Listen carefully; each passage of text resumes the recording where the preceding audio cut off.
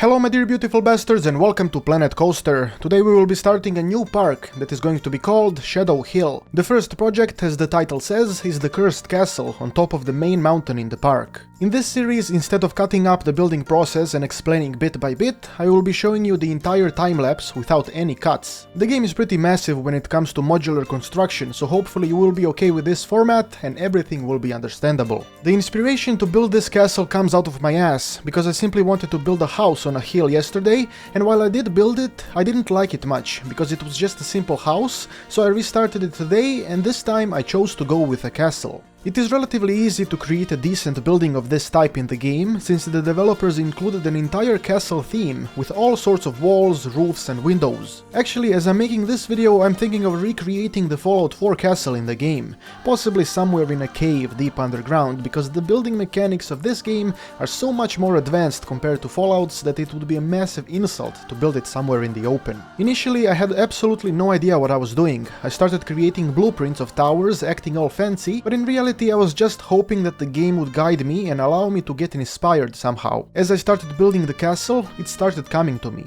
It was slow and painful, but it started coming. Placing the walls and the roof made sense, but the edge needed the classic castle parapet, which made it look much better. I also deleted some of the walls, thinking that I could add a different version to spice things up, but that ended up being too complicated, so I brought them back. Afterwards, I thought about the inner side of the castle that I completely enclosed. I figured it would be better to put a door and figure out a way to give meaning to the entire thing, rather than just decorating it on the outside. The door itself isn't actually a door, more like an arched frame, because I wanted an opening. The doors that can be placed are completely cosmetic and don't open, so I didn't place any. Next logical step were the windows that I placed all around the castle. I know that technically they don't make any sense, since if you look inside, they don't show up. But I hope you can forgive me.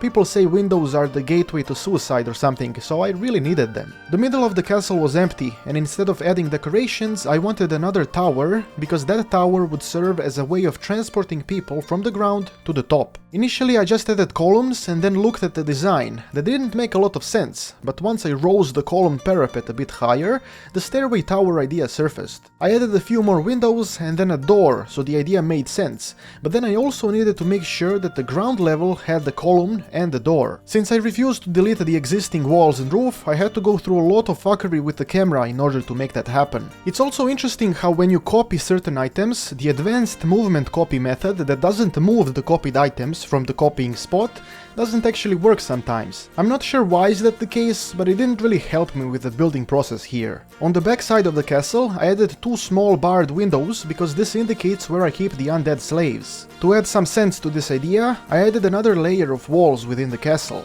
Camera fuckery continued here, so I'm sorry if you die from a seizure. Basically, there is a hidden entrance within the tower that leads to the small hallway where the undead slaves are, and it can be accessed by slapping a naked old man while in the tower. In order to give it the feeling of a proper cursed castle, I needed to change the colors of the walls and roof. I opted with a black and red combination. It shows that I have a sense for style while also being terrible and disgusting at the same time. This is where I learned that I should definitely change colors before placing additional objects, because I had to manually change the colors everywhere, which took ages and made me feel like I'm a robot. It was eventually done, and it looked bizarre to say the least. I didn't care too much, because I like terribly disgusting things. Next step was making sure the ground within the castle had a proper floor, so I adjusted the terrain a bit and started placing the items. Unfortunately, something got very fucky, because when I started changing the colors of the floor, I realized that I placed about 7 layers already. Now when I'm making the video, I realized that I should have simply created the floor outside of the castle and then just dragged it inside. I'm learning though.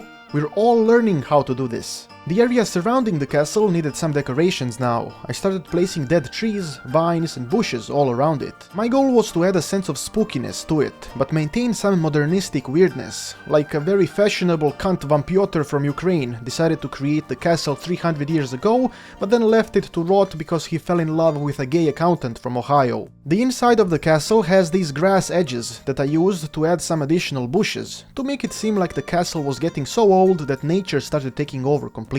I also found poison ivy in the items, so I added those as well. It really helped make the castle seem like it was abandoned, but it is a pity that circular poison ivy doesn't exist, so now the towers seem intact compared to the flat walls. I placed more decorations in the back, especially this combination of red bush and tree. This area produces red leaves because of all the dead bodies buried under it.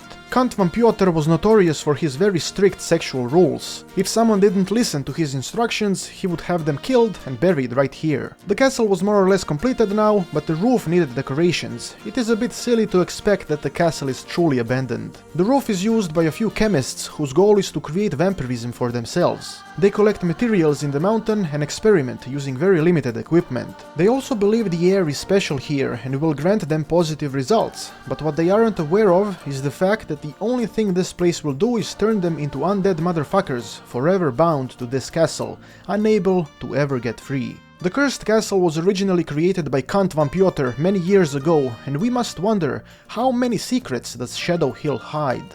If you have any ideas, feel free to post them in the comments.